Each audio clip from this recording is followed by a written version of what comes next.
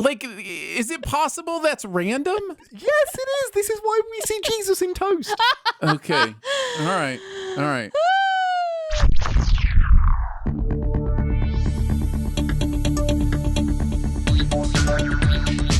Captain's Pod, Stardate 827723.1. Welcome aboard Starship's Enterprise, and thank you for joining us as we take a brief shore leave from the world of CinemaSins to explore the universe of Star Trek. I'm your Captain Ian Whittington, and with me as always, just when you think you're in a routine, she comes out of nowhere and releases her content 5 days early.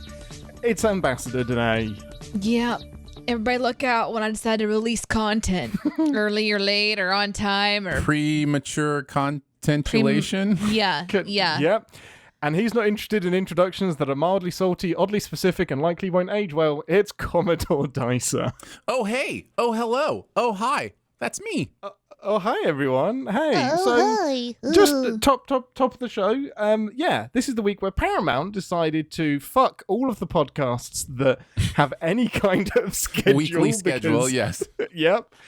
And just dropped the bombshell that they were releasing their highly anticipated Lower Decks crossover episode on Saturday instead of Wednesday, the same day that it launched at Comic-Con and was shown to fans. Now, I imagine that's for fear of spoilers or maybe a bit of extra goodwill for shitting on Prodigy so hard. But it did slightly affect things for us in the way that it hasn't affected things for us at all.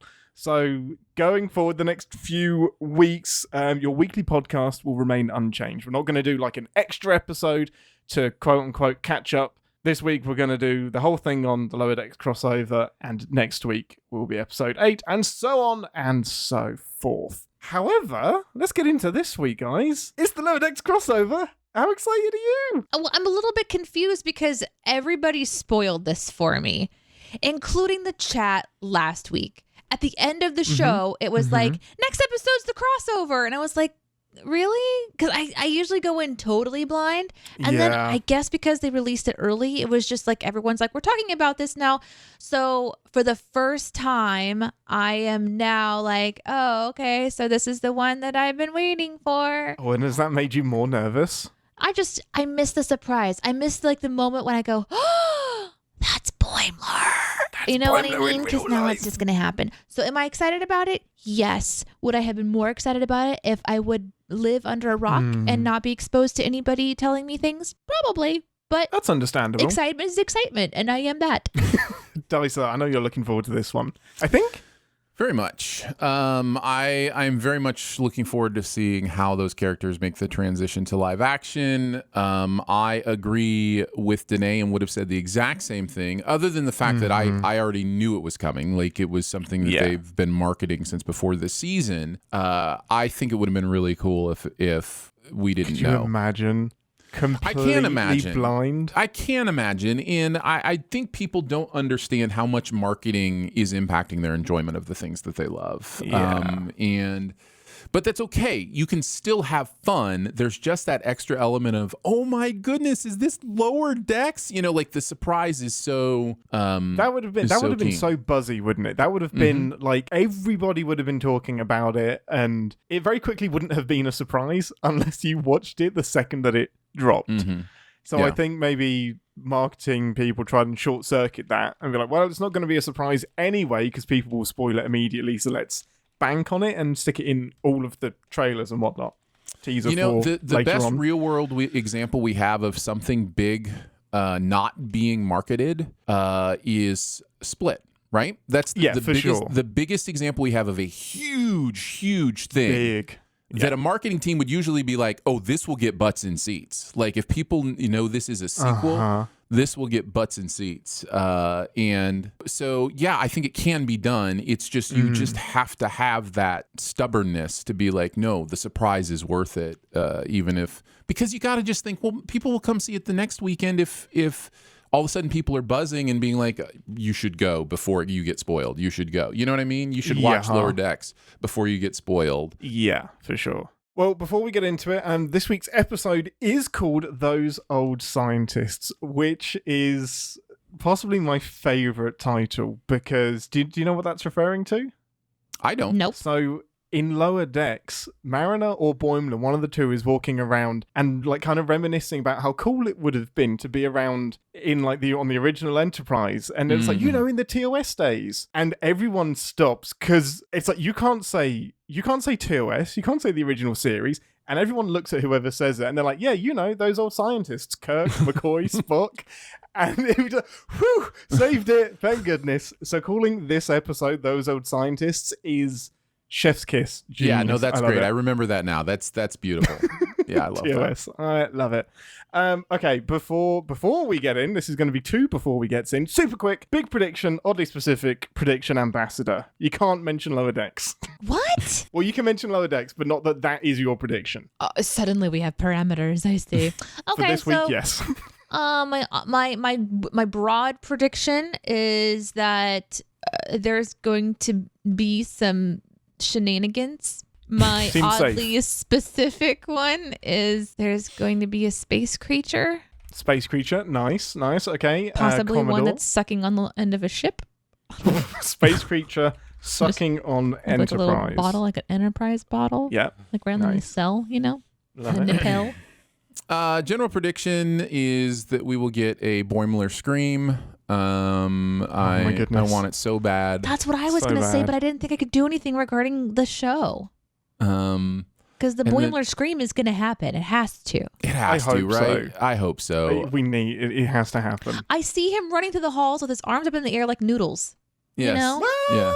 It'll be an interesting balance. And then for specific, multiple lens flares. Multiple. Ooh. Which technically means not 2 just or one. more. Yeah, two or more lens flare. I don't know if you can have a singular lens flare because they kind probably of pan. not. Yeah. Well, that was weird.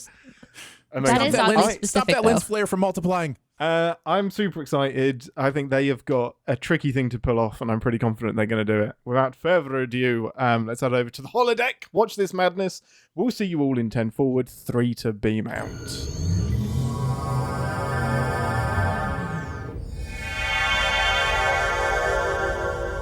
Welcome to 10 Forward, the part of the show where we grab a drink from the replicator or something and share our immediate thoughts and feelings on the episode we just watched together. Most important question first, what's your beverage of choice? Aaron, what are you going to have? I'm going to have the replicator get me some jawline contouring. Heck yeah. Yeah. Because it's a process. It's a whole process. It is. It is.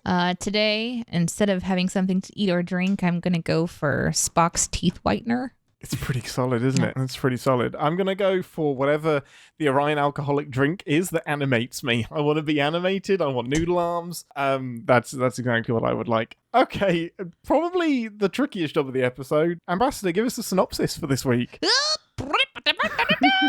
Today's crossover episode of Lower Decks and Strange New Worlds, we see our beloved animated characters crossing over into the portal land of our Strange New Worlds reality. And true to form, Boimler fucks everything up. And so bad. So much. But is somehow allowed to do that at every step of the way. Because despite there being protocols in place, nobody really cares because I guess Boimler's adorable? Question mark? Question mark? And just when you think he's about to go back to his own world, just kidding. Here comes his beloved counterpart. What did I used to call her? Mariner. What did I call her for a while? Do you remember? Submariner? Beckett, Submariner. I can't remember what I would call her. Anyways, fast talking. Sassy pants, probably. Sassy pants, witty girl. Everyone's favorite sassaholic, Mariner, flies, tackles through, and fucks it all funny. up even more. And then once again, everybody on the crew seems to be totally okay with it, and I am too, because I found this to be a delightful episode. So you can skip me on asking how I enjoyed this one, Captain, because I did. Ambassador, what were your overall thoughts and feelings about the episode this week? I really enjoyed it. I think it was the nice touch of humor and plot momentum in interesting ways, and it had a little bit of that Pike story that I feel like they haven't really touched on deeply this season. So I was really glad to see that, and a surprising sort of more depth look with Chapel and Spock, even in with Boimler. So these ways that they were sort of enhancing our characters of Strange New Worlds with the appearance of the fanboy and the sass girl. I thought it was really cleverly written. I thought it looked beautiful. I laughed. I chuckled. I enjoyed myself. I forgot to write down sins, so this is my favorite episode for sure. Well, it's because there aren't any sins in this episode. And yeah, I think there was some really nice parallels here. Commodore, go on. Very rarely does a single episode of a show have an opportunity to completely ruin two shows at the same time for me. And this episode did not do that. I loved the snot out of this episode. Aaron, you son of a bitch. I was about to end the show. I was about to just go ahead and stop everything. This is one of my favorite episodes of television I've seen in a long, long time. I had so much fun with this. I think there's a permission that's given with a crossover like this for the audience to... There's an extra level of ease and frictionlessness of suspending your disbelief when something like this happens. And so you get to go through the whole episode and just have fun. Because you're used to that on Lower Decks. And I think it's really smart that the show literally started as a Lower Decks episode. This, when you really think about it, is a Lower Decks episode crossover. Yeah. This is not a Strange New Worlds episode. This is a Lower Decks episode. I guess it ends with the Strange New World people, but it is... I really felt like that was a really smart way to put us in that mindset. Just let us have fun. The translation is perfect. You can tell such care went into how these characters would relate in a real life environment. The characters feel more real to me than ever because of seeing this from Lower Decks, Boimler and Mariner specifically. So I had a blast. I loved this episode very, very much. Yeah, me too. This is, unsurprisingly, I had an incredible time with this. I'm flabbergasted it ever got off the drawing board, literally. See what nice. It's a good day when you can be amazed by your own accidental wordplay. That's just as bad as me. That's amazing. I'm amazed it got into the drawing board, off the drawing board, out of whoever mentioned this, and I'm guessing it was Mike McMahon, the kind of showrunner for Lower Decks. I'm amazed they did it, pulled it off, and just were kind of confident enough to wink and nod at themselves. And I think it's the freshest thing I've seen Star Trek do in a long, long time. It's the most original thing I think I've seen any TV show do. I can't think of another occasion where they've gone this bold with crossing over from animation into your flagship show. That's pretty huge. And yeah, I think they got the level of... They didn't neuter the characters of Boimler and Mariner by de-animating them and losing some of the wit and humor of Lower Decks, but also having all of Strange New Worlds acknowledge it as well. When I think it's Arm that's just man, their references are all so oddly specific, aren't they? It was such a good line. Have you ever noticed how specific their references are? I liked when they were in the shuttle and they were like, "There's something about this air. I'm talking much slower and more." Yeah, why is everyone talking so fast and so quietly? And quietly, yeah, because on their show it's just this rapid fire. They're all just almost screaming the whole time, which is one of the biggest jarring things. And so when this one did start off, like you said, Aaron, as a Lower Decks episode, I was like, oh, this is sort of like a little reminder of what's about to happen when we start to do this show next. And I, remembering what that vibe is like, and then putting it into the Strange New Worlds world where they're still doing these fast-paced references, nonstop talking, really professionally inappropriate in every scene.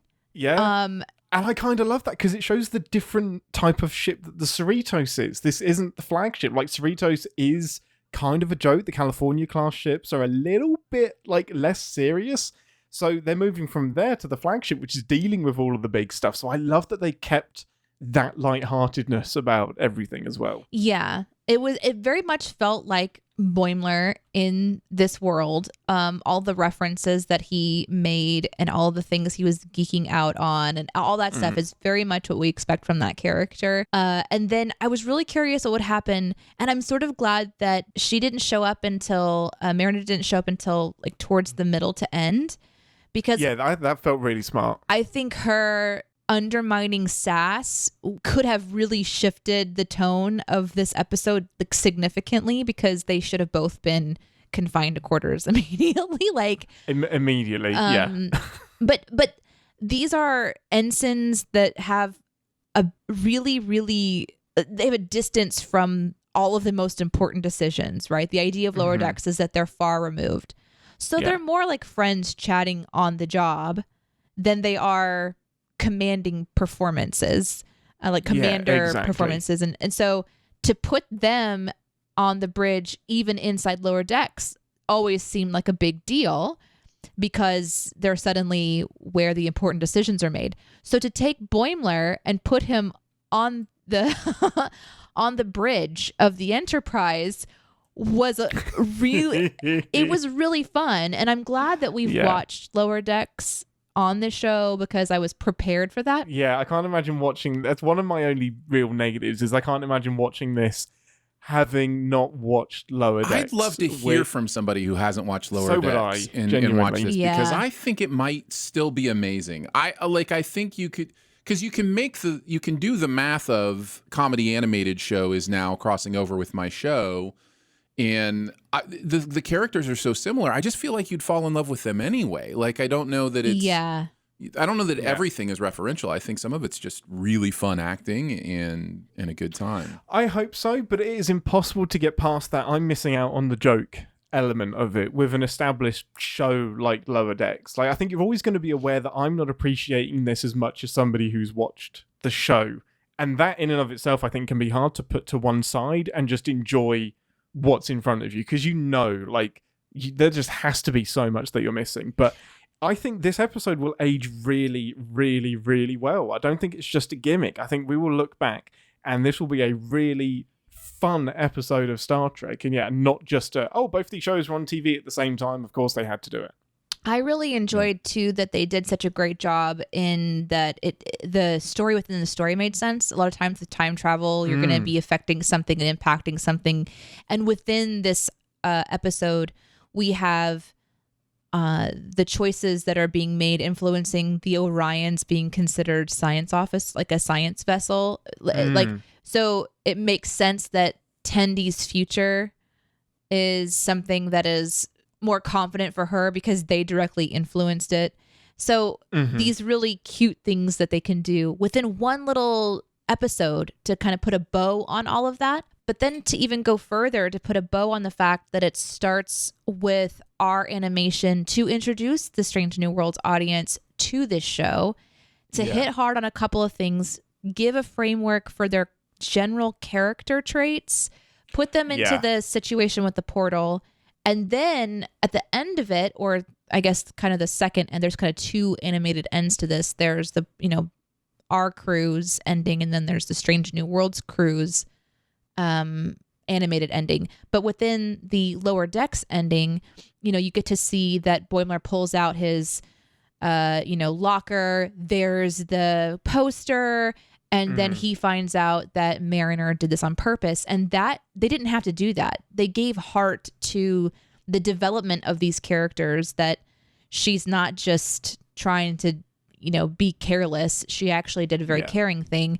And they really put as much as they could into those lines, I feel, to introduce the Strange New Worlds audience to how they are developing the heart of characters within this animated series, which is a very different pace than what we have on this show. So I was just really, really impressed. And then to kind of have fun with the Strange New Worlds crew too. The animators must have had such a great time. Can we start at the beginning a little bit and talk about the opening sequence? Because the animators had so much fun. They got to animate Spock and Chapel and Pike and all of the crew at the very end with the fun wobbly arms and the huge eyes. And it's the voices of the crew that we love. That had to be fun.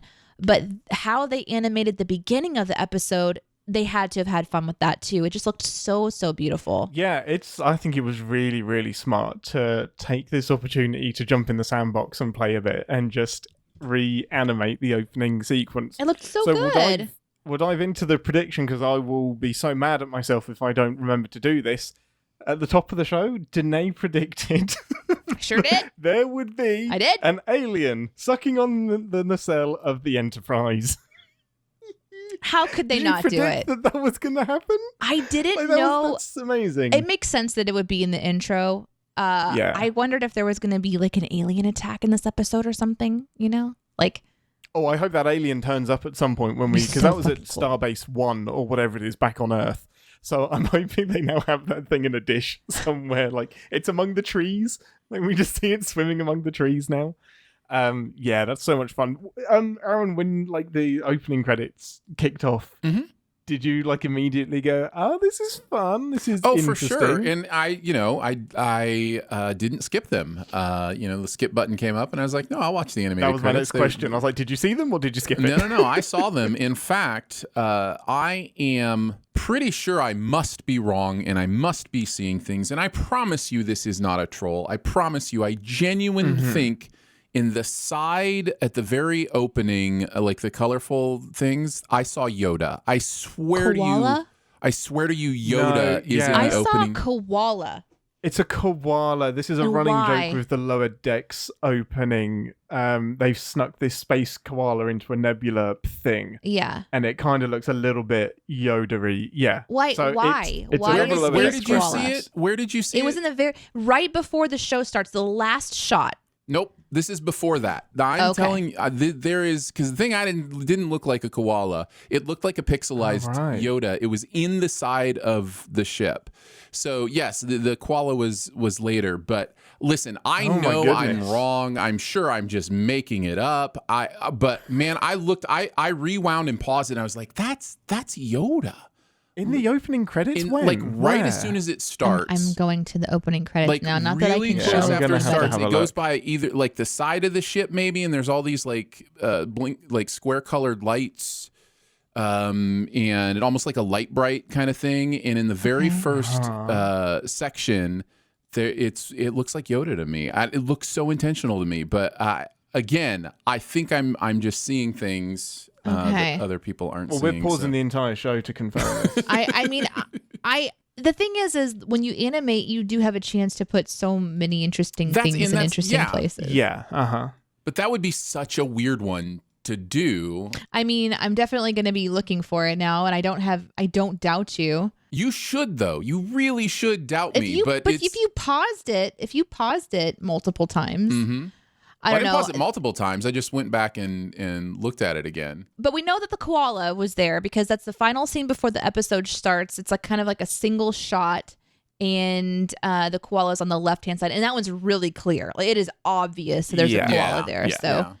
That's fun. And you know what? It took me a moment to mention in the chat that it took a minute to realize that it was animated. Honestly, it did me too because I thought, wait, this is animated, right?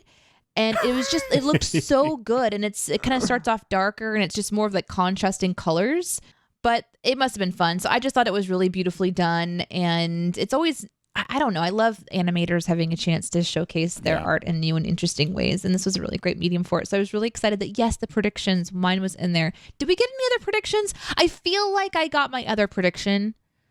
Like Boimler does trying to hold in a shit while walking a mall walk away, and I felt like that was basically like a noodle arm walk but in the legs. Like I feel like I should get a half of a point for that. Well, your big prediction was shenanigans, which you definitely got. Your specific prediction was space creature sucking on the Enterprise. But yeah, that Boimler walk, that's another direct reference to Lower Decks, because I think he mentions that as his Section 31 walk, so when he's trying to look official. So there's just some stuff that translates to, like, he's trying to look really, really important in front of Una, and it just ends up looking like he's constipated. It really did. He's a goofball. That's what he is. I don't remember while we're doing the predictions. There weren't any multiple lens flares, I'm afraid. How dare you? How dare you? That I remember seeing. I had 100% chance of success on this because every single transporting scene has multiple lens flares in it. Fine. So I guess so. No, that's fair. That's fair. But the Boimler screams. The Boimler screams. Oh, they're so good. Incredible. My favorite one was when Spock and Boimler are doing science, and it starts blowing up, and we get a few of them. But there's one in particular after it blows up where he goes full Boimler.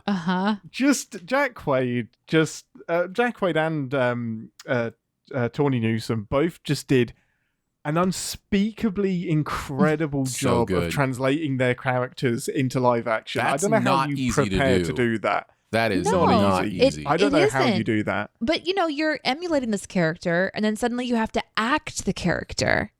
Physically, yeah, exactly. So it turns into, I'm sure, watching the animation, because the animators get to have a lot of say in what a character would do or how they would walk or how they would shift around a corner. And suddenly, instead of just providing the voice for it, you're actually trying to embody this character that you didn't fully create yourself, And cartoons do talk differently. They do talk more animatedly. So it's so tricky to not neuter your performance too much, but also respect that Strange New Worlds is a different kind of show. Just absolutely incredible. I geeked out over the uniforms so much. I know this won't mean as much really to you two, but seeing the Lower Decks uniforms in person I'm such a freaking nerd. It's so fun. It's so good. It was really good. I'm so happy. No, it was awesome. We got to see a little pan down on the shoe as they're walking down the hallway. I was like, there's those boots again. There's those boots. And then you have the boots from the Strange New Worlds people, but then you also had it where Mariner was walking towards camera, so you saw Mariner's boots, and I was just like, I just want some Star Trek shoes that don't cost $600. Oh, yeah. Well, Aaron, do a couple more MC gigs and you'll be able to buy us all boots, no problem. You're welcome. I think it sets the tone so well when Boimler arrives and just says, "You all look so realistic." Well, what I love about this is both this and the end scene where the Strange New Worlds people are animated are done in such a way that it's not them directly commenting on animated versus non-animated. There's a world where he says, you all look so realistic because he thinks he's hallucinating or something. You know what I mean? It doesn't have to mean not animated. And at the end, when they're going through stuff, they're all off their minds drunk. So they're able to, it's perfectly done because it doesn't necessarily ground you into animated versus live action. It just grounds you into a knowing wink with both of those things. So. Because Boimler wakes up and says end program, and he assumes that this is fake. Or there's so many levels to just saying you look so realistic. Like, these are my heroes. This has to be a simulation. There's no way it's time travel. So I think they walked that balancing act really, really well. Yeah, I definitely did too. I was really impressed with also hold on a second. Oh, right at the very, very beginning when Boimler comes over, and this is a question for you, I think, Captain. When Boimler is beamed over to the ship, and then you've got Number One and Pike that are coming around the corner with his comm badge, and they're talking about it not folding open. Yes. Okay, what was that about? Because do they not tap their badges? I thought that they tapped their badges. They don't. So their badges are purely decorative. What? Their communicators are the flippy communicators. Have I never seen them tap their badge? And You've just think invented that a memory. Only from TNG onwards. No. Really? It was really controversial when TNG did it because they were like, you're not going to have the flippy communicators anymore. You're just going to be that's the inside joke, right? Where she's like, exactly. Why would they do that? The flipping it open's the best part. Yes. That's what he said. And I thought, wait a second, have I never seen it? And then later... Never. In the show, I was watching, a couple of the characters side by side, one from the animated series and one from Strange New Worlds. I can't remember which one it was. It doesn't matter. But I was looking at their comm badges and I was just kind of freaking out, trying to remember when I've seen them tap their badge on Strange New Worlds, and I haven't. No, so they either talk directly to the computer, or if they're on an away mission, they use their flippy communicators. Yeah, that's just TNG crazy. Onwards. I was so confused about that. But yeah. The first, so that was one of the first things I noticed, and really quickly also. So you had that, and then you have Boimler struggling with not giving references, which is his entire animated character. His entire character is referenced. It's hilarious. I didn't even think of this, but to put Boimler in a situation where he can't do the thing that he does the most. Every single Lower Decks episode is filled with him saying, oh, this is like that time, insert reference here. Mm-hmm. It is in the very fabric of his being Yes. to fuck this up. This is what I'm getting to, is the first thing he says is Worf's honor. Mm-hmm.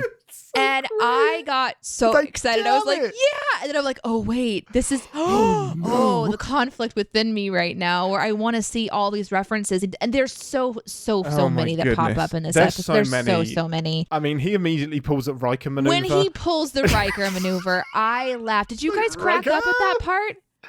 Oh, completely. Because he just says RIKER. I died at that part. That was genuinely hilarious. It, but that's because I don't even know what that is. Like, you guys are going to have to help me out. What? Oh my gosh. This is where Lower Decks blurs so many lines, because the RIKER maneuver isn't an in-universe thing. Like, the RIKER maneuver is how he mounts and dismounts chairs. He will always swing his leg over in a really dominating fashion. And Lower Decks references it, and it's been dubbed the RIKER maneuver externally, but it's just a thing that Lower Decks talks about. No one else mentions it. That's amazing. And then he just does it in real life. This kind of episode is also a great episode for me to completely give up my Star Trek card, like, because I don't have one. And so, like, I look forward to being enlightened to all the amazing Star Trek references I missed, because I'm sure I missed a ton of them. This is one for me that I rarely get this kind of a moment.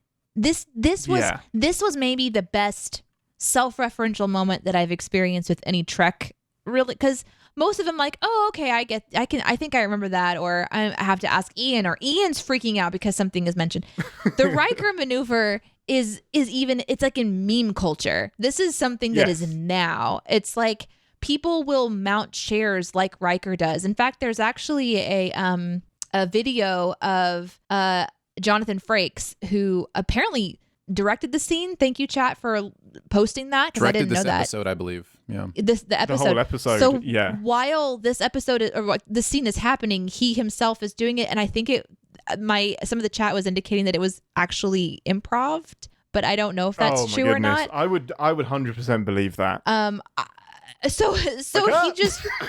So anyways, there's this video of Jonathan Frakes watching this person mount chair after chair after chair, and like Aaron, he goes from like a small stool with no back to like a low back, and the chair keeps getting higher and higher, and it's just this guy like RIKER maneuvering over the back of the chair over and over, and it's, you know, Jonathan reacting to it, and it was really, really funny. Like, it's one of these things where Frakes barely realized he was doing it, but it matches Riker's personality so well. He just never sits down. He doesn't walk around a chair and sit. He just like hikes his leg over the back of the chair. Just no need. So for him to see this like saddle and be like, wow, look at this, and then mount it and say RIKER, like, it's maybe my favorite part of this episode. It's amazing. Just because I wasn't expecting it.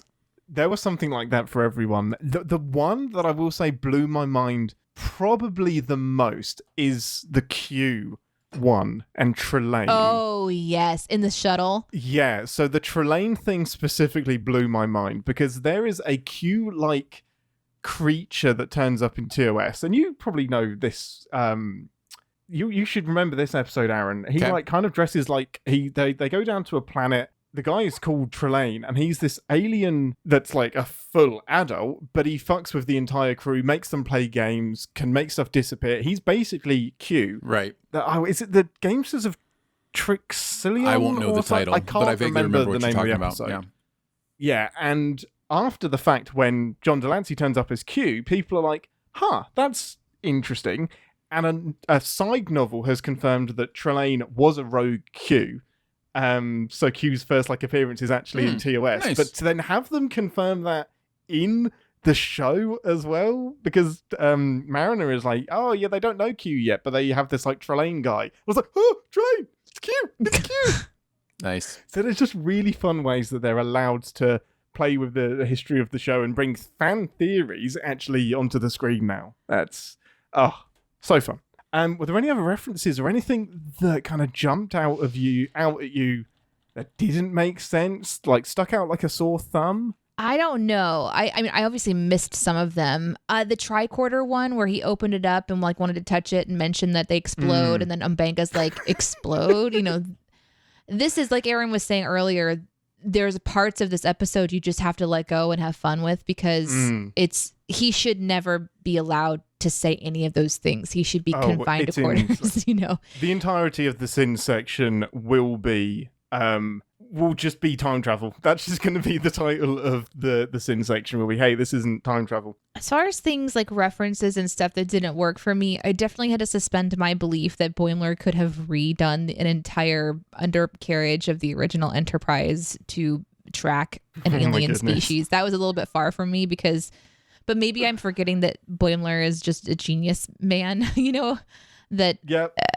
I don't know. Some of that stuff was a little bit of a stretch for me, but I think a little bit of it, we can't, they couldn't resist having Boimler here and not have him do that. Like, you want him in the guts of the ship, and just everyone on the bridge with their backs turned to him, just like, you can't watch what I'm about to do here. For me, I thought that was absolutely hilarious. But yeah, I get it. It's a bit out there as well. I'm interested, Dicer, specifically, in how you felt about the Chapel Spock stuff. Because it's clear that this is the show acknowledging we get it. We know this isn't quote unquote your Spock. We know that he's playing with emotions, and they really, really like inhabit that moment. And Boimler is us saying, what's wrong with Spock? What's going on? Mm-hmm. And then the explanation that Chapel gives for it. Did it hit you? Did it feel necessary? I was put on guard again by the Previously On, which was all about all the soap opera relationships again. Like, they have to mention them in every Previously On, and then we get a little bit of the Orion Pirates just to remind us of that in there. So I think I'm already on guard for it. It didn't bother me in this one just because it felt like that we were more interested in Boimler's being the audience surrogate and commenting on what was going on as opposed to experiencing it. So like hashtag that's not my Spock. Creepy Spock smile is one of my favorite things from the episode. I think it's so funny. I don't think it's necessary, because I don't have a problem with a young Spock being different to the quote-unquote Spock that we all know and love. And I love this Spock, for the record. But I get it. It is a good opportunity for Boimler to be aware and to kind of let the audience be like, it's okay. I'm allowed to not like this Spock because he's not my Spock yet. Kind of gives you permission to be Boimler a little bit while watching Strange New Worlds. Mm-hmm. I will say, and I kind of mentioned this in my silly synopsis, but I felt like the Spock Chapel Boimler thing that was going on was really clever, because I feel like Chapel, already established in Strange New Worlds, has been struggling with her role with Spock. And then we know in the future, they're not like an item. So we know something happens where they're not together. Maybe they were very close and they really care about each other and they're flirtatious, like we talked about a few episodes ago, but that this isn't something that like carries forward. So, you know, you have Chapel who's struggling with her feelings for him, struggling with him being himself, et cetera, et cetera. And here this person from the future comes and confirms that she's not in his future. When he's mentioning all the books about his seriousness and how he's logical and how his parents and stuff, he didn't say like, oh, you're his wife. He didn't say, oh, he's so human and oh, you guys are so happy. He's talking about... And he doesn't have the same reverence around her. No, he doesn't. And I think that's in the moment she knows that this is something that's more of an experimental experience than it is like a permanent place in that like anchor person or whatever. Which is messed up, because when we get into the sins, would they have been had Boimler not gone back in time? Would Spock and Chapel have made it had Boimler not gone back and sowed the seed of doubt? We'll get into the butterfly effect, the non-butterfly effect of all of this. It was genuinely emotional, and I think for an episode that has such lightheartedness because of the vibe of Lower Decks, when Chapel started to get emotional in that lift, I was really moved by that, because it felt real to me. It felt genuine. It felt very genuine and real. This is somebody who's going through a lot in that moment, And everything Boimler is saying is, I created a butterfly effect. I fucked up Spock, and I can't be responsible for that. And she's thinking, no, I'm fucking up Spock. No, I'm the butterfly effect. Yes. If I don't pull myself back, then he doesn't become who he's supposed to be.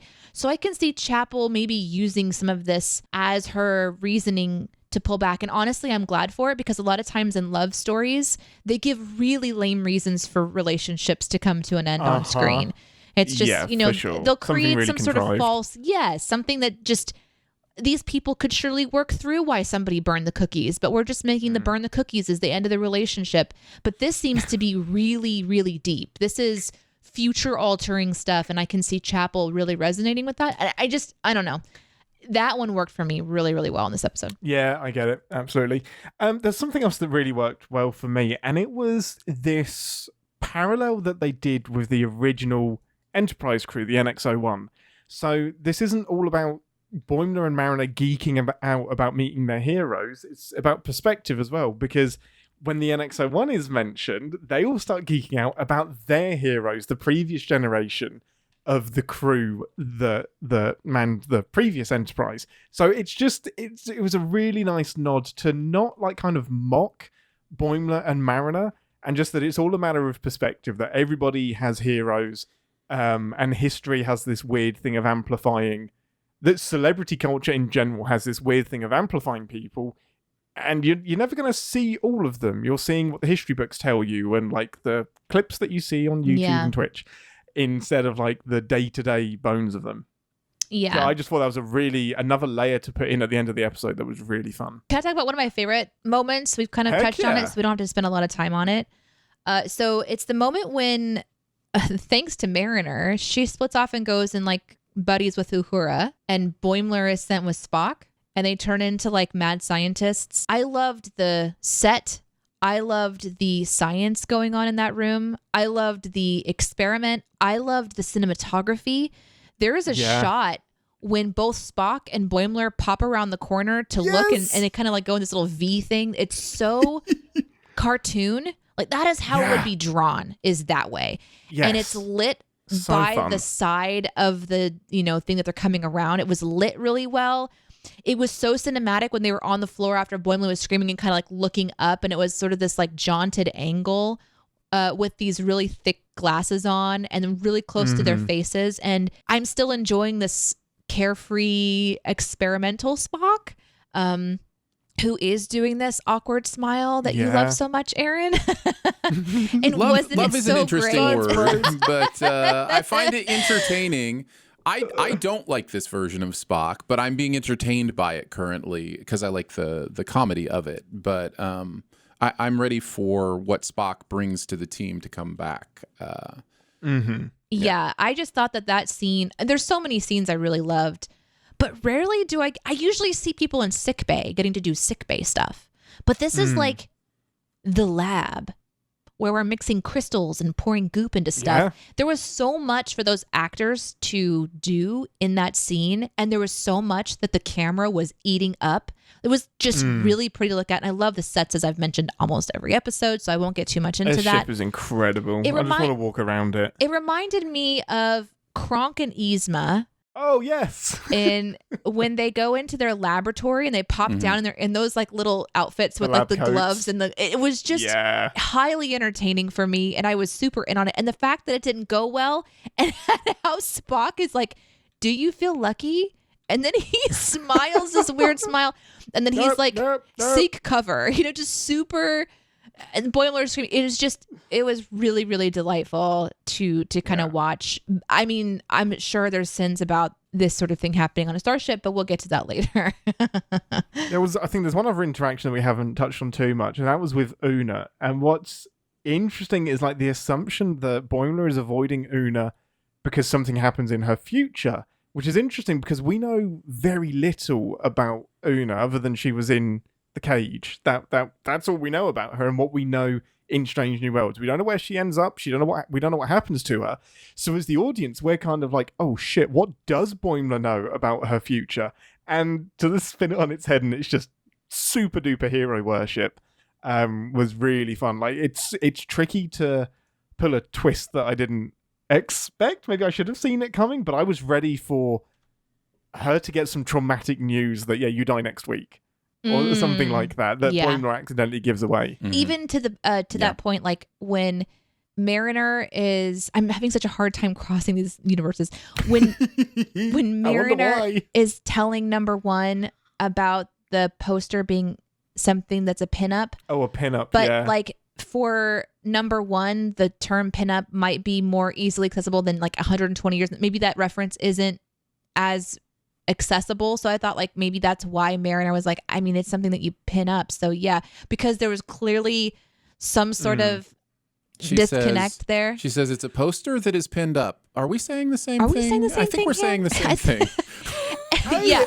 It stretched me a little bit because, I mean, number one is about 250 years removed from that saying, and Mariner's 120 years removed from her. So it felt like that could have translated, but it works in the moment. It's worth it for the punchline. Language is weird. Who knows when and how things suddenly fall out of use.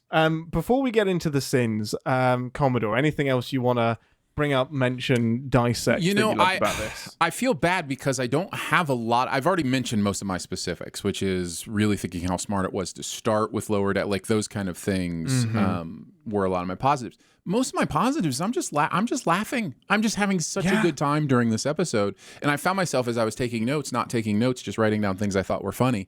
Yes. And that's a great feeling, That's a great feeling. Yeah. Just here appraising a historical saddle. Whatever it is. It's what would come after the dash? There's so much like an episode of Lower Decks to really sink your teeth into comedy-wise, and that's a lot of fun for me. I know all episodes of Strange New Worlds can't have that mile-a-minute humor that Lower Decks does, but to see it invade this world and infect this world in some ways, I thought was really, really fun. So that's my overall thought. Yeah. I just had a great time, and I laughed a lot. That's awesome. Ambassador, final thoughts before we get to Final thoughts. Jesus, I have so many things I loved about this episode that could talk about it for a long time, but I'll kind of go through them. A couple more that I really wanted to just point out is we got to see a beautiful shot outside of the ship, and then a shuttle comes out through the whatever. Oh, the rear of the ship, the shuttle bay opens up, and then you get to zoom into the arse of the ship. But there's like a little. No, I mean, okay, sure, yeah. Force field. Yep, that's the one. Force field. Yeah, kind of goes to the force field, and I'm thinking, oh, that's pretty cool looking. But then it keeps zooming in, and you're like, why? And then you see a flashlight, and you keep zooming in, and then it becomes the scene, and then inside that scene, there's another shuttle in the background, and I just thought that was a really cool way of bringing life into this universe in sort of a more like functional way, and I really wanted to point that out. Oh my goodness, I just wanted to pause and just like get my nose in there and just like, okay, where are we putting everything? Like, how big is the shuttle bay? How many shuttles do we have? Really it's so impressive. rare that they let you look from the outside in. And oftentimes it's like one shuttle in a big open room, but this was clearly like shuttle, which felt a little bit more realistic, which it's just awesome. Just thank God for CGI. Oh my goodness, it's so good. Also, the line leading up to Boimler having the confidence to go to the shuttle with the 1,000-year-old lady, can't remember her name. Oh, with curly hair. Pelia. I loved that line. Oftentimes you'll see like the inspirational quote on Instagram or wherever you find your social media feed, and it's like, become the person that you want to be. But there was something about the way that was written I thought was really inspirational. Like, you try every day to become that person, and someday you are that person, or that person becomes you.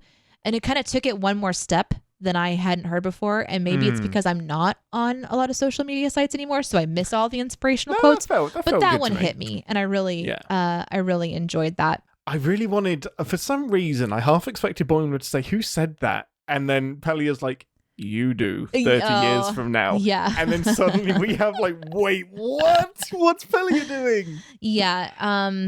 And then the other part that I thought that was really well done, and I kind of referenced it in the beginning, is taking Pike's story a little bit further. Specifically, the part that I would want to hone in on is the idea that Boimler asks Pike to consider that people want to spend more time with him. And I felt that deeply because there is a hollowness in this season 2 for me because I'm not having as much Pike.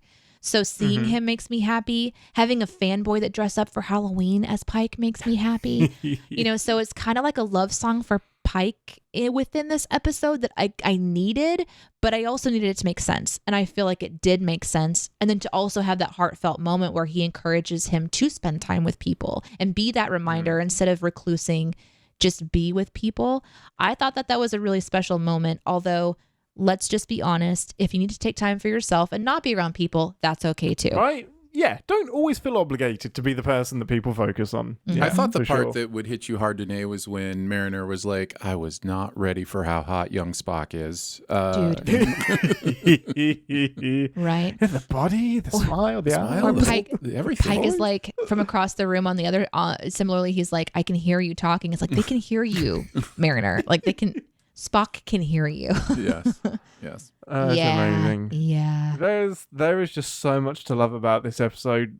When they're leaving to go down to the planet and Spock says, "Live long and prosper, Mr. Boimler." Oh and my Boimler God. just flubs it. He's just like, yeah. You too. Also live. You also live, is what he says.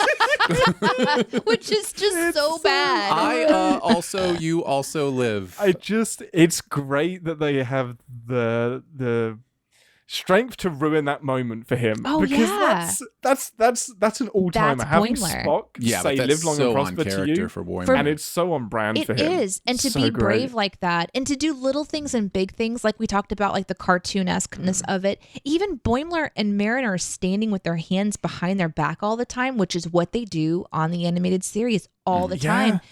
And Mariner holding her knees when she's with Uhura. Yes. I was like, I'm watching the cartoon. It was so well done. And so like just huge. And then knowing from the show, thanks to the live viewers, about like Jonathan Frakes being the director and just all that stuff, it just makes it even more fun for me. I don't know. This is my favorite. Yeah, these are people that love Star Trek.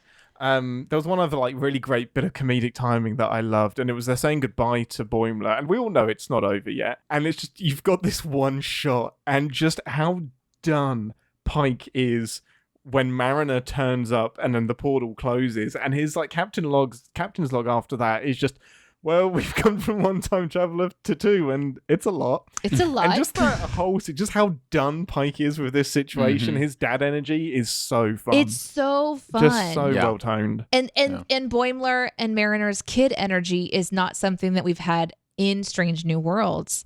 Yeah. So it was a lot. Like mentioned in the chat, and I'm going to jump on it too because I don't want to forget this part too, when they're talking about Pike and him not knowing about like they were trying to like show what was going to happen to him in the future without saying it, and they're kind of like touching Mariner's their face like, and stuff. In the wheelchair. I mean, they have such kid energy, and here's the dad talking to the kids like, okay, kids, it's time for you to disappear. I'm going to go drop you off at Starfleet daycare, and then we're done. Well, I think that's a great place to transition into the Sims. Hold on. Do you want to see how dumb I am? Here is Yoda, as I saw Yoda on the side of the ship. Resolution. So this is. Are you ready? Are you prepared for how much work my brain is doing and did to make this seem like Yoda? You ready for this? Okay. All right. I'm going to do my best to describe it to the podcast listener. Okay, podcast listener. I see it. Do you see it? You see the ear? I see it. There is a craft that you can do with children where you take hexagon-shaped plastic beads and you put them onto like and then you take a flat iron, a hot iron, and you iron them down and they become like one cell. You melt them together in this pixelated fashion. We are looking at one of those gone wrong. It doesn't look like Yoda at all. I don't know. It's so weird. For the humans. Like, is it possible that's random? This is why we... Is it possible? Yes, it is. This is why we see Jesus in toast. Okay. Your brain is just programmed to see things. All right. Oh, it was the ear. man. I'm telling you, it's the ear. The ear in the eyes. Now go with me here, Aaron. This could also be flames or light. Nope, it's Yoda. Just shining. Light bright Yoda is a great description. Anyhow, there you go. That's what I saw. It's a stretch, but I get it. I've seen bigger stretches, but yeah, okay. We'll put that up on the Captain's Pod I'm glad that Twitter. you shared it. Yes, please share that with us, Aaron, so we can put it up on social media so the podcast listeners at home can enjoy. Did you see this Easter egg in the latest episode of Strange New Worlds? Did you know Yoda was in a Star Trek show? Star Wars, Star Trek together, confirmed. Yes. Oh, we could make the biggest clickbaity episode ever. Oh my god. I mean, there are some people that are agreeing with you, so. Nice. Yeah. It's good. Yeah. These Good to people hear. all need glasses. Yes. That's incredible. What a great episode. How fun is it to say fun things about Strange New Worlds, and what an episode to pull off. Just Indeed. incredible. And also like the emotional parts of it, even like the Ad Astra bit coming back around and seeing number one have her moment where she gets to find out that she's the poster. Yeah, it was just a really special balance. This was a really well executed episode. I don't know that they could have done any better. Yep. When I think it couldn't get any better, it does just end with the Strange New Worlds team being animated as well, and a perfectly logical explanation for why it's so funky. Well done. Best kiss. We said it couldn't get any better, but then we're about to send it. Let's go! It's not going to be big. Okay, to engineering, everybody. Battle stations, everyone. Warning. Warp core collapse in 10 seconds. This is the part of the show where we jump through some time portals and do things wrong. I haven't got many sins. It's really going to focus on the time travel element of everything. So, Commodore, you go first. Sure, I got plenty of sins. Other than sinning that Yoda turns up in this episode. I do have plenty of sins. They do mostly surround not the time travel, as you might think. I'll let you handle that one, Ian. Mine mostly surround how Boimler and Mariner are handled as time travelers by this crew. There's such a light-hearted approach. Look, listen, Boimler should have never, ever in a million years been on the bridge of the Enterprise. Quarantined on the planet. Correct. Absolutely. Don't even bring him back to the Are we concerned or are we not concerned? We seem to say we're concerned, but we're just letting them roam. At one point, he's just like, how much more damage could you do? Does that sound like a spaceship captain I want on my ship? No, that sounds like a terrible way to lead. So yeah, I was really surprised by, I'm not surprised because I know that it has to happen for the episode to happen. But as far as sins go, I cannot believe how much freedom they had to be around, and people are just like, where are they now? I don't know. Do you know where they are? I don't know. They're just time travelers from 150 years from now. Yeah, they really don't care. It truly is insane. The amount of protocol that they clearly don't have for this, but claim that they do. Like, they start off by being like, don't talk to us, you're going to ruin things. But don't do anything to make sure that doesn't happen. And then very quickly result in, where's Mr. Boimler now? How do you not know? How do you not know where he is? Lock him down. Ambassador. I'm glad this came up in the chat. So I'm going to try to find the actual comment, but I get it. We didn't need to have the other people from lower decks too, I guess. We didn't have to have Tendi or Rutherford, I guess. Because I guess Rutherford would have just like completely flipped everybody out because he's, robot. Like has an implant. He's like he's Borgified in a way. Yeah. Like they probably would have freaked out if Rutherford came through. And Tendi isn't, she's not part of Starfleet, and so I understand that they're taking the two humans, but I missed an opportunity for them for us to see them, and I get like that was my general sin, but then in the comments today it was like couldn't the person who voiced Tendi played the grandmother, so that maybe at least she got to be involved somehow. Oh, in the live action. That's awesome. That would no. I'm saying that was the sin, is that they didn't do that. Oh, they didn't do that, right? That I can tell, and I didn't research it or anything, but that was that. So well, they never showed the grandmother, so no, they didn't. No, but I don't know if the actor was one of the people in the background, and I just didn't look into it. So I'll try to find out. I don't think she was. Noelle Wells is her name. Yes, it is. What's your thoughts on that, Dicer?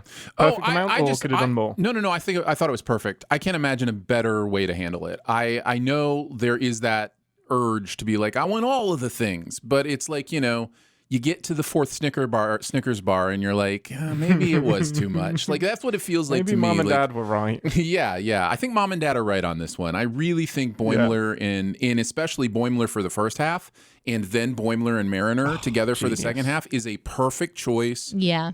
We do get to see Tendi and Rutherford and some of the other people from Lower Decks in, the beginning and end and the bookends. So we get to see Ransom flirt with Una because they're married in real life. Real life. Oh, is that why? Yeah. Jerry so O'Connell. the guy, Jerry O'Connell, that voices Ransom is married to Rebecca Romaine. Mm-hmm. Rebecca Romaine, thank you. Yeah. So, and she's Ransom? Yeah, the first officer on the Cerritos. Yeah. The person that voices him, guy? the big beefy knobhead. boy? Yeah. Okay. Yeah, beefy boy. I missed the reference of him in this one. Oh, because he was like looking at the poster saying hottest number one she's ever. Am I hot. right? Oh, yeah. Okay. For me, this is exactly why fans shouldn't get everything we ask for, because sometimes we don't know what we want, and I think they did. I think they did the balance just right. I would have loved to see Tendi, the whole crew. Of course, I want to see them all in live action. That doesn't mean it would have worked. Doesn't mean I should get what I want. And the restraint with just having two characters was perfect, and it just allowed them to focus in on who these two people are and to be a gentle introduction. Like you said, Deneé, to Lower Decks, you get everything that Boimler is and everything that Mariner is, including the disregarding rules but actually liking rules and then actually having a heart at the end of the episode. This was a great episode of Lower Decks, not just Strange New Worlds. And yeah, just focusing on the two characters was a great way to do it. Damn it, even the sins section is saying good things about the show. That's when you know it's a good episode.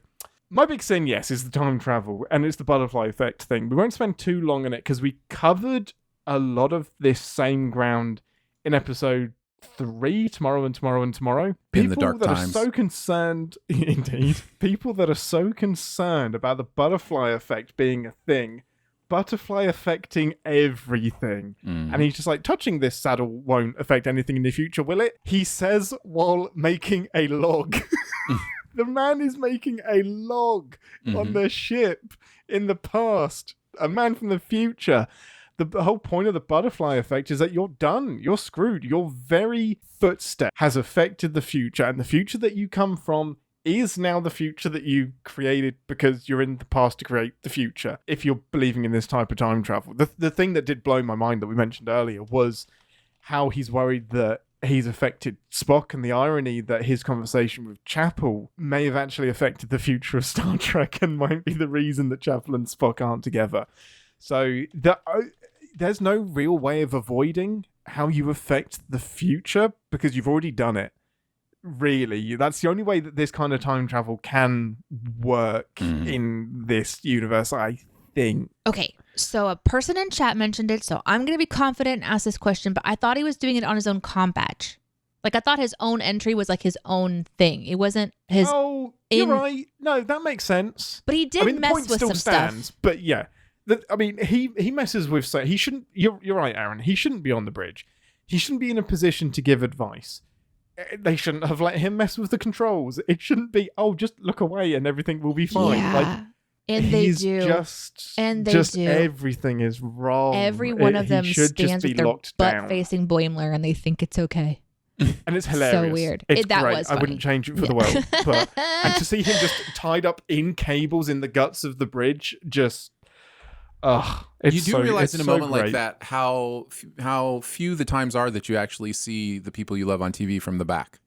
Like in those moments when they're all standing there, like, I don't usually see this angle of you. I'm gonna take it in for a second. Yeah, you're always looking at us. Yeah, That's you're weird. like butt. Aaron, go for it. This episode had another house moment. The NX-01. Wait. The NX-01, and Boimler has his realization. What is that? Can we call that the house revelation cliche? Yeah, whatever we're gonna call it. Yeah. It's just that moment, the house where, epiphany cliche. Yes, the epiphany happens. So I had written that one down as well. Chekhov's NX-01. Yeah. Oh wait, that's really weird because Chekhov actually exists. We actually have it spelled differently. Spelled differently. Yes, Chekhov's Enterprise, but not the Chekhov you think that I mean, and not the Enterprise that you think that I mean either. There's a wonderful story in the past of CinemaSins of a very deep and painful misunderstanding between two writers on which Chekhov was being talked about in the spelling of that Chekhov, and both thought the other was trolling them. Chekhov's gun doesn't have the H, I think. Yeah. One of them. I think it does have the H, right? Yeah. Okay. Well, you should know the Star Trek Chekhov. No, that's the one that doesn't have CH. Yeah, the Star Trek Chekhov doesn't have the H, right? Yeah. CHEKOV. Anyway, what was your sin? Of the NX-01. Yes. So I'm always going to forgive this because enterprise denial was a real thing from like 2006 onwards. It's only in like the last few years where we've had this resurgence of, hey, it's not so bad and it's actually respected now. So I kind of embrace anything that is like, that happened, these people were real, you respect them. So I disregard your sin and substitute my own. But yeah, the Chekhovness of it is definitely sinnable. Deneé. I don't really have anything else, but I do have a lot in the chat that I could pull up and read during the show, but usually we just kind of move on. So it depends on how many you guys have. I have two more. I've got one other big one. Somehow La'an is the self-appointed expert on time travel because she did that time travel thing one time and had a few-minute conversation, and it's just like, now the guardian, the bastion of time travel. It felt a little bit much to me, but it did to me too. It felt like that person in your it felt like that person in your life who's like, oh, I have a time travel story, and it's it's bad. It's going to be worse than yours, and like I'm going to tell you all about it now because we have this in common. Like it felt like that person in your life. A little bit one-uppy. Yeah, and they took up a previously on section just to qualify that one line. Let's just not even the one line. She has one line about that part of her storyline, and they put the entirety of it in, the stuff that needed to be done. Yeah, completely. Yeah. My two final sins. If we're ready, Ian, were you done with that one? Well, no, I was just gonna say while we're talking about the previously on, I didn't need that one line to remind me that Orions are a thing. Like, I was like, wild, are we really right? going to refer back to the Orion pirate episode? I know what Orions are. But let's be honest. Should any of us need the previously on ever for anything ever? Like, I mean, we should not. But can I tell we you? must not give up the fight. I'm going to make an aside here to praise a tech company for doing something user friendly. If you watch, if you binge a season of something on Apple TV Plus, it jumps over all the pre-stuff of the next episode, including the previously on. It just jumps right into the beginning of the next episode. Nice. So I want to see more streaming companies do this, where if they know you just watched the last episode, it just jumps you right into the next episode. I think That's Netflix really smart. does that. Do they? Or at least Netflix, yeah, I'm sure Netflix does that. Or at least they I thought I still got the Netflix logo at the beginning of each episode. Oh no, you may still get the logo, but it skips everything you've already seen. I don't know. Does Netflix do previously on anyway? Do Netflix shows have a previously on? You might be right. Anyways, this skips everything. Logo. It just jumps right into the show. That's fun. Yeah, I like that. Go for it, Aaron. I think you had a couple more. Yes. This one kind of ties into what we've been saying about time travel and changing things or whatever, but it just seems like there was a difference. It was basically like, don't say anything about the future unless you're talking to the Orions. And then just say all of the things. Say every single thing on your mind. Don't even worry about it. Nobody's even going to give a look. Just do all the exposition. Like, what if that captain is a bit of a dick and just thinks, you know what? Right. Fuck it. I'm going to kill Tendi. Just because who knows what happens in the future. Yeah, it was interesting. That scene for me, the sin for me was like, he's like, I've always wanted that. And I'm like, but did your character tell us that at any point during this like exchange? It wasn't. It was like it felt more like a forced character development than it did. Yeah. They could have maybe given like a little wink and a nod in their first interaction that maybe like show some hesitation, maybe show something that kind of let me believe that there was this potential for them to be seen as explorers and scientists rather than just pirates. Yeah. No, I get it. They just got very lucky that they got very lucky that they did meet a genuine Orion scientist, and which is rare. Yeah, and that Tendi was like their bud and a descendant. Yeah, and happened to mention it. Yeah, yeah, and happened to mention it. Yeah, when there was really no need to. And that trip to the museum, of course, with the Enterprise. My last sin was just that. Where are the time agents? That's all. Yeah, they should be there. The end. Should have turned up very quickly. I saved this in for last. I want to hear Boimler's limerick. I'm upset that he prepared a limerick and it didn't get read. So I wrote one. How? I wrote of course one. You did. You wrote a limerick? I wrote a limerick that Boimler could have delivered in that moment as they finished up the resolution of that plot. Would you like me to read Let's it? do it? No. We're going to move to the thanks for listening, everyone. We'll see you next week. Of course we do. Let's do it. I've been loving our jokes and camaraderie, but we need more heronium, and that's on me. But you don't need a trip. It's on this here ship. So let's get it and get back to the comedy. Yay! Thank you. Bravo. Thank you. Bravo. Nicely done, sir. Fantastic. Well, with that, let's head to the final section, which is, was it in the trailer? The line must be drawn here, this far, no farther. You will die without honor. Shut up, Wesley. Get off my bridge. This is the part of the show where we ask, was it in the trailer? And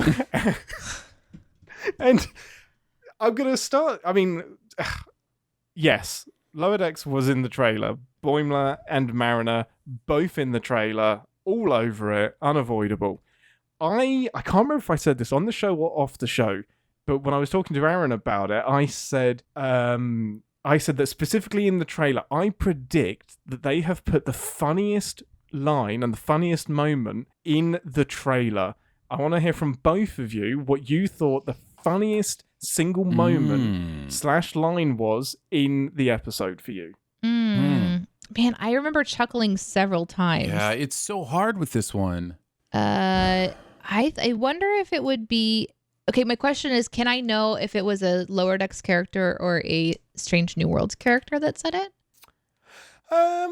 Because I'll let you know that it was. Well, Aaron, do you want to go in blind before I give away a hint? The pair of you don't look at the chat just in case they decide to spoil it, as has happened in the past. Oh, for the trailer joke that we think was the funniest?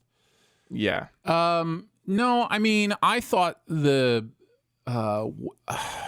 there were so many, but I'm thinking probably for me the flippy thing. It flips open. That's the whole point. Like, why would they ever change that? Was really, really funny. It wasn't that moment. It was from a Lower Decks character.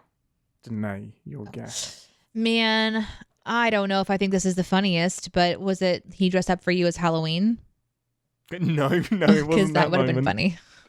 It's for me. It was a big one. Like it was a big kind of a stinker in the trailer, and it's the moment with Spock. It's when live long and prosper. He said, "Live long and prosper, Mr. Boimler," and Boimler flubs it and gets beamed away. And I laughed so hard, and for me, I still think that might be the funniest moment in the episode. It's so perfect. It's also at the end of the episode. Like, what are we doing? Right? What are we doing? Right at the end, he's got the orb in his hand. He has the bit of metal. And it just goes, you too, also, you live beam down. And I was like, nah, that's going to be the funniest thing in the show, isn't it?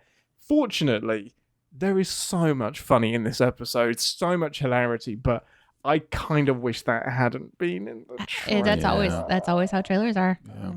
It's just it. That's the case. But that is the case. They couldn't hold their load on this. I'm amazed they didn't spoil more, I guess. With that, thank you everybody for joining us. What an episode. Absolutely loved that. Quick update? Shall I do it, or you do want to do it? Nope. I'm going to go ahead and step into the camera here, everybody. Hello, my name is Ambassador Deneé, and I am in charge I'm not being allowed to do the updates. I'm going to be in charge of the calendar updates. So for you podcast listeners, you'll just stay steady as normal, even though there have been a couple of episodes that released, and technically you can actually go watch another episode right now. We're going to stay on track. Of the show, not of the podcast. Yes, of the show. We're going to stay on our normal release schedule. So you'll be able to just download the podcast straight to your player. But if you're thinking about joining us live, we're actually not going to be doing a live show for the next 2 weeks. We will have our next live show for the finale. We would love to have you join us if you have the time to do so. It is smack in the middle of the day at 12:30 Central on YouTube on our CinemaSins Podcast Network YouTube channel, and it's also on Twitch. You can find links for that on Discord by joining discord.gg/CinemaSins, or you can follow us on Twitter for updates there. But the next time we're going to have a live show is not until episode 10. So for the next 2 weeks, it'll be podcast only. Which I believe is the Friday the 18th of August is the next live show, where you'll get to see us, do the finale. And we'll keep it like that for now because we got all of the information correct. That's incredible. Thank you for joining us. Thank you for listening. And until next week, I'm off to disappoint Uhura. And I'm just going to say that flipping it open is the best part. And I can't wait to measure some freaking tachyons. Freaking tachyons. Live long and Podsper. Midwesterns, honestly. Thanks for listening. Want to connect with the show? Our hailing frequencies are always open through captainspod@cinemasins.com. Like, comment, and subscribe on your podcast player of choice, and be sure to visit cinemasins.com. Hello, it's time to do a show. It's time to put on headphones. It's time to record. Hello, it's time to do the show. So sit right back, 'cause here we come and off we go. Entirely improv, or? No, that's a song Deneé made up during morning show years. It's a great song. That does the job. Does what you need it to do. Yeah, it's a wonderful song. I gotta pee. It's the best time to start a show. The best time to start a show is when I really gotta pee. I got to pee. Oh, hi guys. Hey. Oh, they can't hear me. Pee! Listen, we need to go play-by-play of what happened last week, Aaron. We've been waiting for you. Well, no, we were gonna go tit for tat. So we're gonna listen to naive Aaron before he went on this journey of self-discovery. So here's what you said last week, Aaron. You ready? Sure, I can listen. What are you doing after the show? After the show, I'm going to do some work. Yeah. After that. Yeah. Oh, you mean this evening? Yeah. What are you doing this evening, Aaron? I am emceeing a slot tournament at a local casino. Okay, let's stop there. Mm-hmm. Aaron, did you do that? I did indeed go do that. Okay, cool. Okay, so That's we're good so far. Yeah. Okay, good to know. okay. Flashback again. Yeah, I'm you sorry, are. what? How did you not tell me about I this? am so glad Deneé doesn't know this yet. Excuse me? Let's go. So let me tell you how this happened. A while back, I was doing a lot more voiceover. It was more part of my supplementary income was to do. I'm still on some of those like gig sites where people can find you and ask you to do like voiceover or stuff for them. Well, one of the things I had clicked that I can do is emceeing, which I can. I know how to stand in front of people, talking to a microphone and lead something, right? So I get this email from this website that I haven't seen in forever that says somebody has requested you for a gig. They would like a quote for your services. So I click on it. I have to reset my password because there's no way I remember my password for this place. I go in and it is a casino who's doing an event and they would like somebody to come MC it. But you had this email on like Monday or Tuesday. It was a week out from the event. Someone, if you're booking an MC a week out from the event, you're in trouble. Yeah. Okay, let's talk about Ian's prediction about there being some trouble. How unprepared were they? They were extremely unprepared. I would come to find out not only, the reason I was kind of an afterthought is because they were dealing with a new slot machine manufacturer who wanted to have their slot machine in their casino. So these events are basically ways to introduce people to new slot machines, get them enjoying it, get them active on them, seeing how they work. The idea of a slot tournament is to lose money. So the person who loses the most money is the winner. Losers are winners, up is down, down is up. And so there's also an element of people understanding, hey, it's hard to lose money on these machines. Oh, imagine that. Well, it's not hard. It's hard to lose a lot of money quickly on these machines, but it is not hard to lose money on these machines. I'm really curious to hear the breakdown of how everything broke down. Let's listen to what you said last week and see how much more comes out, and then we'll cover any extra details at the end. Sure. Okay, here we go. I've learned a few more details. Yeah, because you had to get on the phone with them and be like, what are you expecting from me? Yes, yeah, exactly. Yeah. And the answer is just announcing this slot tournament. So here's how this is going to go. Here are the rules. 40 slot machines at once. There's going to be about 1,000 contestants. Okay, let's stop there. Aaron, how many people actually participated in this event? Thank the good Lord above and all that is holy. There were only about 500 to 600 people that showed up. That's still a lot. That's still a lot of people. It's especially a lot when the room you're dealing with is not all that big. It's not all that big. I thought they'd have like the casino floor or something. No. It's like a small banquet room with 40 slot machines lined up alongside the longer wall and then the shorter wall. So yeah, it's basically like a little L shape. So you know about how long a slot machine is? Yeah, Okay, so this room is about 30 slot machines on its long wall and 10 on its short wall.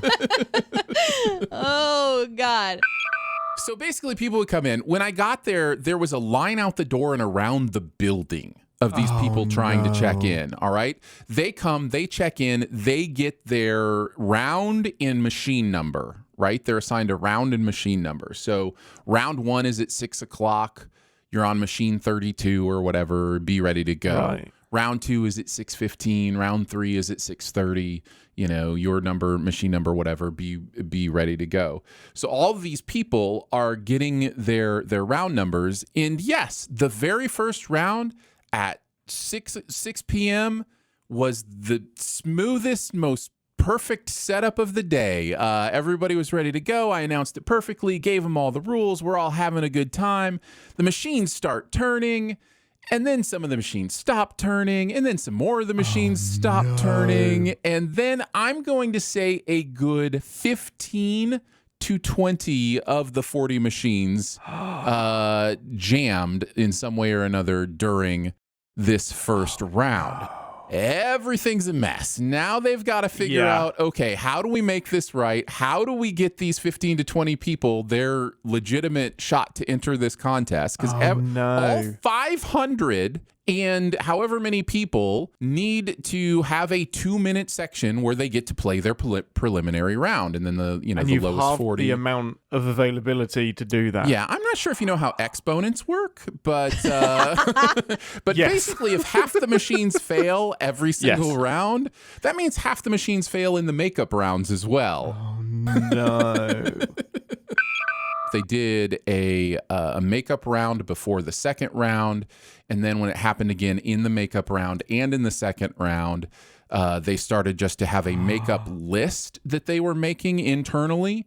Now, the other thing I have to say here is they're doing all of this by hand. When I peek around the corner, they are working with like little sheets that they are handwriting people's names on and then attaching their like results to.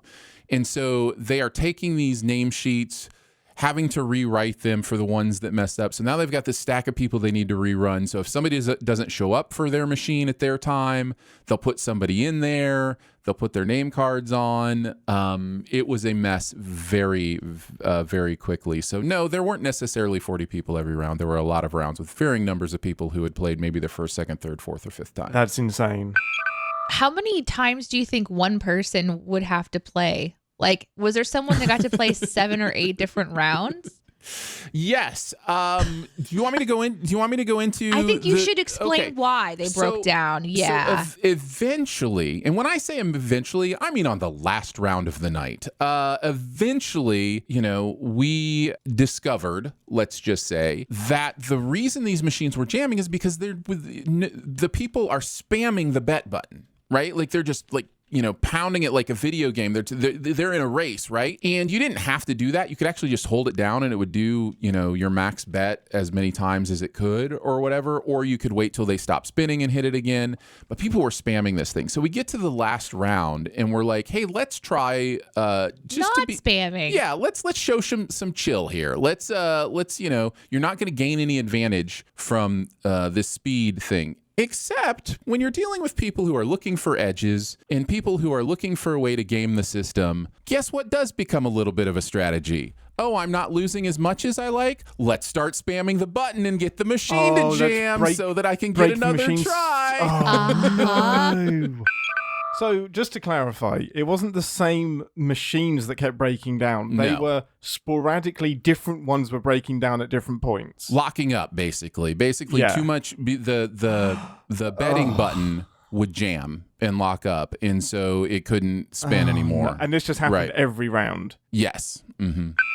Are you ready to listen to the next part? Let's see what I say next, and then we'll kind of finish out this amazing evening that I had. Start with a certain number of credits. Okay, the goal is to have as few credits left as possible by the end of the time frame without going to 0. So this is the goal. You have to max bet every single time, and you have to play at a reasonable pace. You can't just stop for a couple minutes. Yeah. That was not a problem. Playing at a reasonable pace was not a problem. That was not an issue. I like that you were worried someone was just going to sit there, and instead they're just like... It happened once. What do you mean? But why would you do that? Well, there was somebody who was under 500, and they knew that was a good score, and they had 30 seconds left, and their thought was, I'm fine being where I am. They don't want to win more. So one time I actually had to tell somebody, got to keep betting, and they did, and they ended up at 350. They did even better. They lost more money. Congrats. Wait. Would you say that your emceeing was largely those round moments, encouraging people to hit their buttons, or do you think it turned into stand-up comedy to keep them entertained? I'm kind of curious the percentage. It's a little bit of both. Anytime you're an MC, you're the center of attention. And so you have to be ready for a couple things. Number one, you have to be ready to do your job. Number two, you have to be ready to answer every single question any person in the room has, right? Including where's the bathroom? Every question. You're the guy up front. You must know. And so you get asked all the questions. And that's fine. I was prepared for that. So my time was the rounds, talking about the rounds as they happen, doing the rules before every round so that, I knew that everybody, because not everybody's in the room for the other rounds, right? Hopefully they're coming in for their round. So do the rules every time, run the game, and then answer questions. So yeah, I was doing pretty much what I expected, at least during this part of the evening.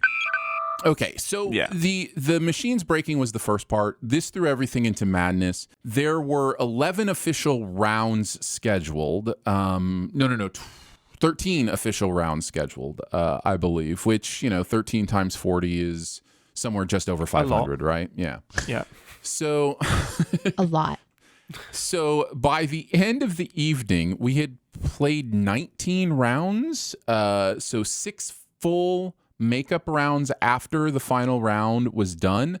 The last 2 of which were makeup rounds from the final makeup rounds. Mm-hmm. So the final round of the evening had six people who had never had played, at this point 5 or 6 times and had never actually gotten through the entire 2 minutes. And then the task is to find the top 40 people or whatever. So it's like, oh, okay, we'll do this. It's going to appear on this screen when the top 40 are announced, and, go to your chair.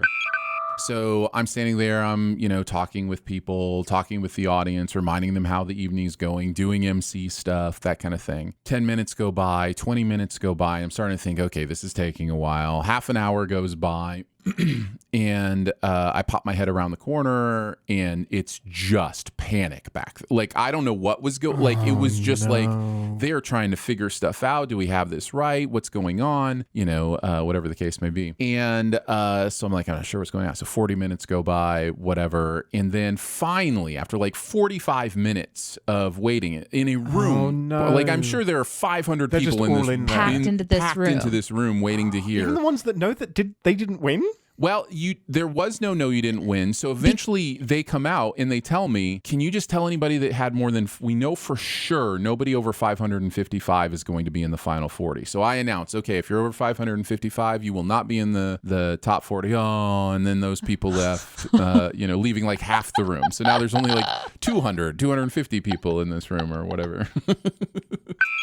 I will tell you this right now. The only moment of the entire evening when anybody like gave me flack was there was a guy, this is later in the evening, which we'll get there, but let's just say the waiting continues.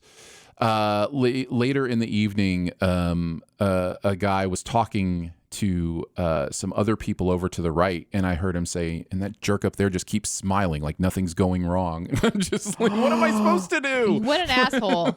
How could you? What a jerk. I'll give you something to smile about. Wait, what? Anyways.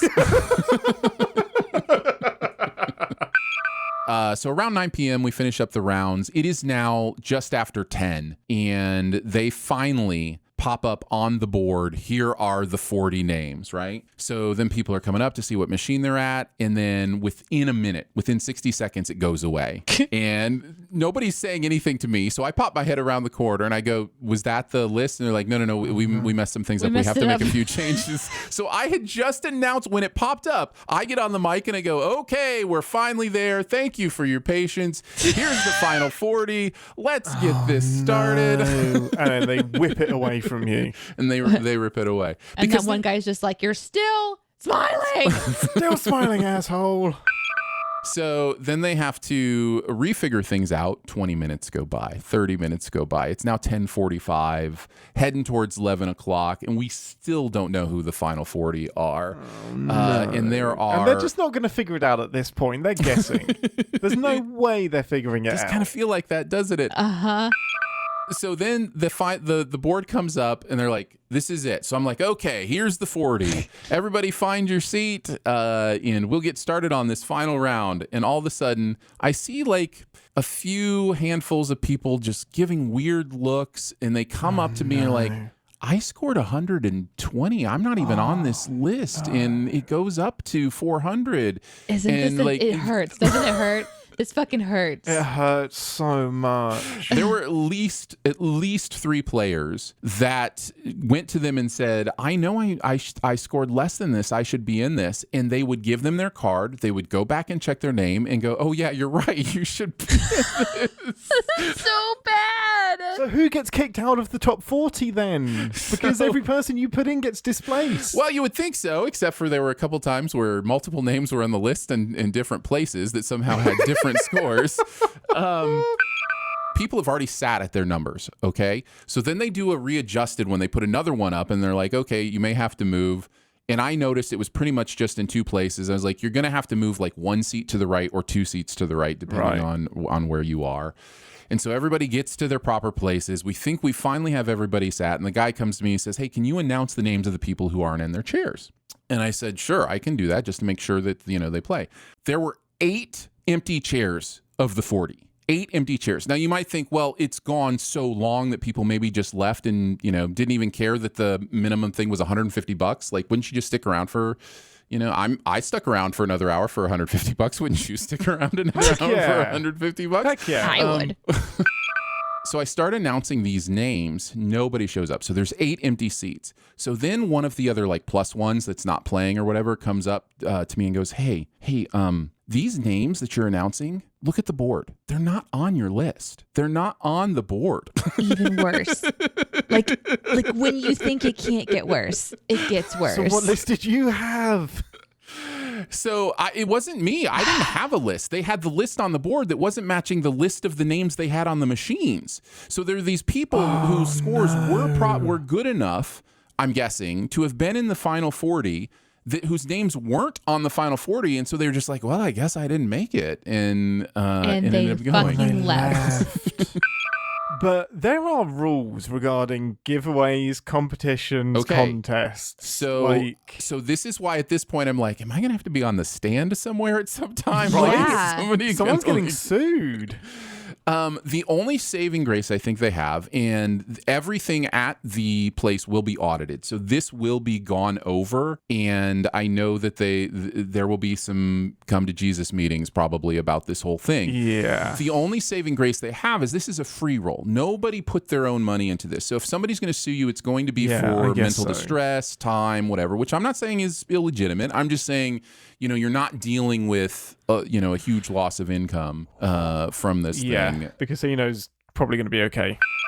So anyhow, all this goes until midnight eventually. So 3 hours of figuring out that final 40 round. That's 3 rough. hours. It took. So, yeah. In the heat. Yep. I listened to the story and I was doing what you were doing, Ian, where I was just cringing so bad because I was trying to figure out, like, if I had done that event, I would just literally be like, I'll be right back. I'm going to go take over. And I would have taken over. Oh, okay. No, complete opposite. I thought you were going to say, I'll be right back. You just leave and don't return. I think that would have been me. I would have been like, guys, I'm just going to go out, going to have a smoke. I don't smoke. I'm going to go out, have a smoke, and then just leave. That's amazing. Would you do it again? I will sweat through my suit jacket again for that amount of money. I bet you took your Sif Pop suit jacket. Mm-hmm. I did. Yeah. And I didn't take it off the entire evening.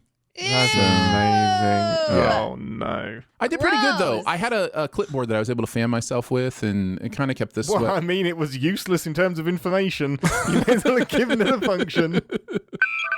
I will also say, and please include this in the outtakes, this is all my perspective and narrative from my experience during this evening. None of it is a legal assessment of any things that actually did or did not happen. This is for entertainment purposes only, because all events are fictional and any relation to actual events are coincidental by nature. I know my tendency to exaggerate. I did my best to tell a story. Let's just say that. Yes. So there we go. Somewhere in there, something happened.